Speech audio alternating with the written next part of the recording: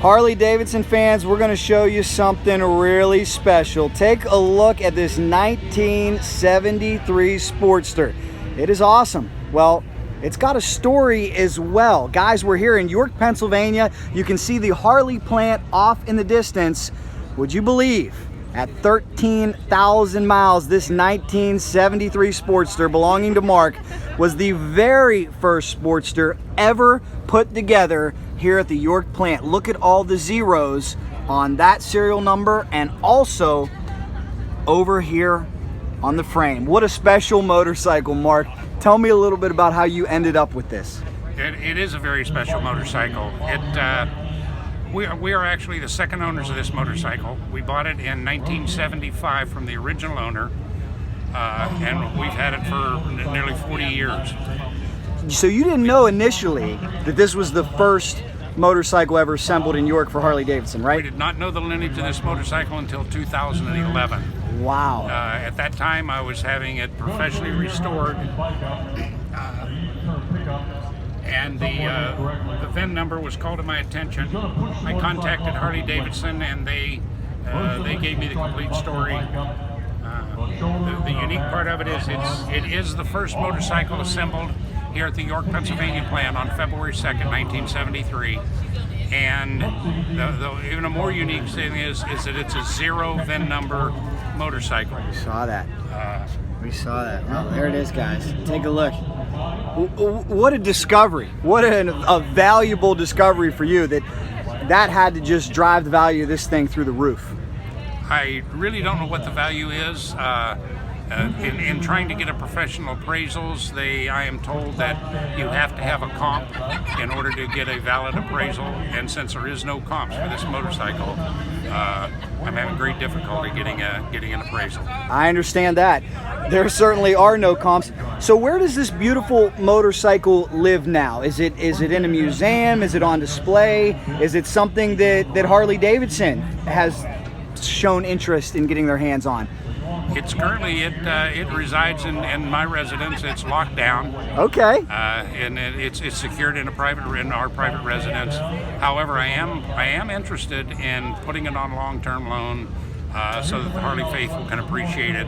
Possibly the Harley Davidson Museum in Milwaukee, the International Motorcycle Museum, somewhere where the Harley Davidson faithful can appreciate it.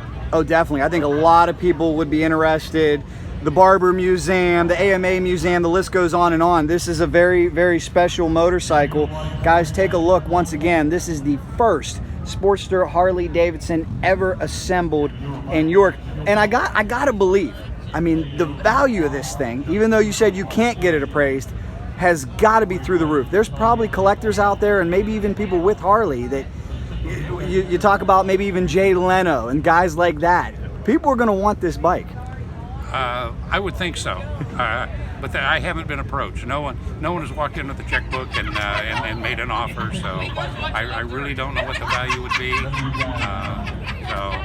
But it did write Ernie Copper with the Thunder Press magazine, Thunder Press, December 2013. He commented in his article that it is very well may be the only privately owned zero VIN number motorcycle in existence. Wow.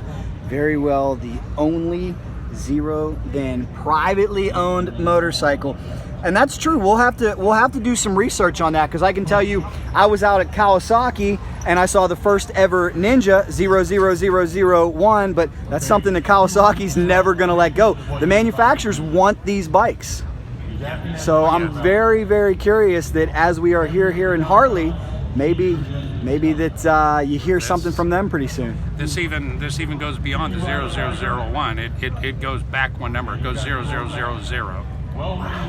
So what's it make you feel like to own something so special that you didn't know at the time was going to be this hidden gem?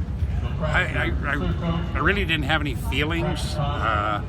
It just you realize you have something unique. And you want to preserve that. What are some of your favorite features about this piece of history? Oh my goodness, I love the color and the styling. The old motorcycles, the styling, and I know AMF. The AMF days were the dark days of Harley, but the paint and that decal that says AMF Harley Davidson keeps it fairly unique too. You don't see AMF on motorcycles anymore, even though it did, as I said, did come from the dark days of Harley. Now, why do you say the AMF days are the dark days of Harley? Could you explain that to people? I don't know the exact history, but for a period of time, 8 to 10 years, maybe, AMF purchased and ran Harley Davidson, and again, to the Harley faithful, they did not do a good management job. So a group of Davidsons and private investors got together, purchased the company back from AMF, and at that time, then it started becoming successful again. Well, it truly is beautiful. I hope everybody watching this is enjoying it. Guys, comment.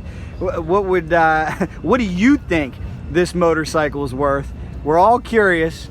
We don't know if it'll ever leave Mark's possession, but we're all curious on what it's worth. If you had to say, do you have any idea if you'd even want to say? I can't say. I have no idea. Excellent. I honestly have no idea. Well, thank you so much for showing us. Anything you'd like to add about this awesome bike? No, I'm proud that that the Harley faithful out there can have an opportunity to see it. Excellent. Thank you so much, Mark. We appreciate it, guys. Check it out. It is a beautiful piece of history. The first ever Harley Davidson assembled right here in York, Pennsylvania. He's got the letter. It was put together in this factory. All types of different press. Here's the article that Mark referred to from Thunder Press magazine that you can check out. Truly a piece of history for Harley Davidson fans.